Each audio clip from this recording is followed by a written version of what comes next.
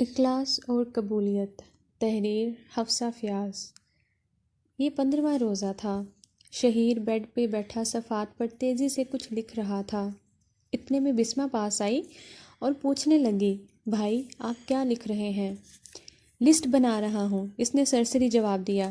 کیسی لسٹ؟ مجھے بھی دکھائیں ذرا۔ بسمہ صفحات کھینچنے لگی۔ ایک تو مجھے روزہ لگ رہا ہے، اوپر سے تمہاری تفتیش شروع ہو گئی ہے، یہ لو دیکھ لو۔ افطاری پر جن لوگوں کو بلانا ہے ان کے نام لکھ رہا ہوں۔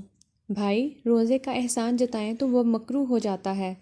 ٹھیک ہے دادی اماں، جاؤ اب مجھے اپنا کام کرنے دو۔ بسمہ فوراً باہر چلی گئی تو شہیر نے امی کو آواز لگائی، امی بات سنیں۔ شہیر آواز سے بہت پرجوش لگ رہا تھا۔ ہاں بیٹا بولو۔ امی میں نے سوچا ہے کہ اس بار ہم بھی گرینڈ افطار پارٹی کروائیں گے، جس طرح رفیق انکل کرواتے ہیں ہر سال۔ میرے بچے روزہ کھلوانا بہت بڑی نیکی ہے، لیکن مقابلہ بازی اچھی چیز نہیں۔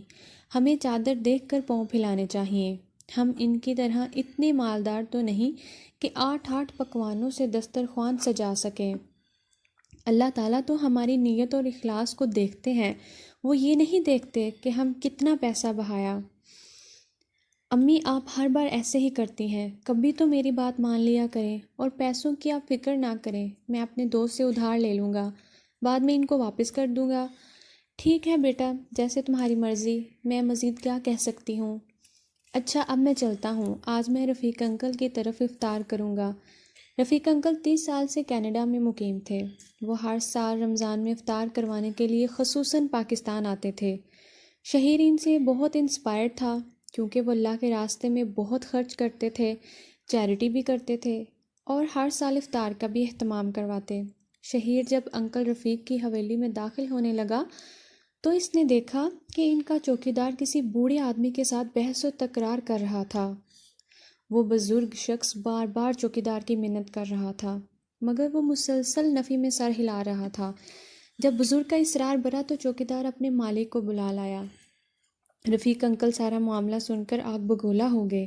وہ اپنے ملازموں اور چوکیدار کو حکم دیا کہ اس شخص کو دھکے دے کر باہر نکال دو، پتہ نہیں کہاں سے آ جاتے ہیں بن بلائے مہمان۔ ملازموں نے حکم کی تعمیل کی اور بزرگ کو دھکے دے کر باہر نکال دیا۔ شہیر یہ سارا ماجرا دیکھ کر ساکت رہ گیا۔ اس نے حویلی جانے کے بجائے بزرگ کا تعاقب کیا اور وہ ان کے پاس پہنچ گیا۔ بابا جی آپ رو کیوں رہے ہیں؟ بیٹا میں ریڑھی بان ہوں، محلوں میں جا کے کھلونے بیچتا ہوں۔ آج گھر جانے میں دیر ہو گئی تو سوچا اس گھر میں افطار کا اہتمام ہے تو یہاں روزہ کھول کے واپس چلا جاؤں گا، مگر ان لوگوں نے مجھے یہ کہہ کر نکال دیا کہ یہ بڑے لوگوں کی دعوت ہے، اس میں تمہارا کیا کام؟ اسی دوران روزہ کھل گیا۔ شہیر کے پاس 2 کھجوریں تھیں، ایک اس نے خود کھائی اور دوسری بابا جی کو دی۔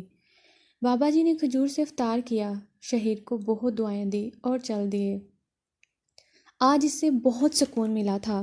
اس سے بہتر افطار اس نے آج سے پہلے کبھی نہ کیا تھا، نہ کروایا تھا۔ آج وہ جان گیا تھا کہ اصل چیز اخلاص نیت ہے۔ اگر خلوص کے ساتھ ایک لقمہ بھی ہم کسی کے منہ میں ڈالیں تو وہ اللہ تعالیٰ کے ہاں مقبول ہوگا، اور اگر دکھاوے کی غرض سے لاکھوں کروڑوں بھی بہا دیے جائیں تو اللہ تعالیٰ کے ہاں ان کی کوئی وقت نہیں۔